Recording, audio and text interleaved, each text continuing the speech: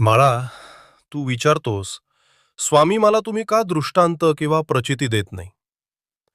तुझा प्रश्न वेदनेतून आलाय, अहंकारातून नाही. म्हणूनच तो आम्हापर्यंत पोचलाय. शांत हो. पण एक गोष्ट समजून घे.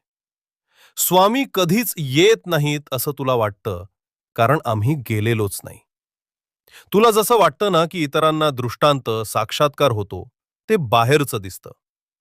तुझ्यात जे चाललंय ते आतलंय, आणि आतलं कार्य जास्त खोल असतं. बाळा, साक्षात्कार म्हणजे दिवा पेटला असा चमत्कार नसतो. कधी कधी अश्रू गळतात, पण कारण कळत नाही. मन शांत होतं, पण शब्द सापडत नाही. प्रश्न राहतात, पण धावपळ थांबते. हे सगळं आमचं उत्तरच असतं. तू विचारतोस, माझी भक्ती पोचत नाही का? अरे बाळा, जी भक्ती मला का नाही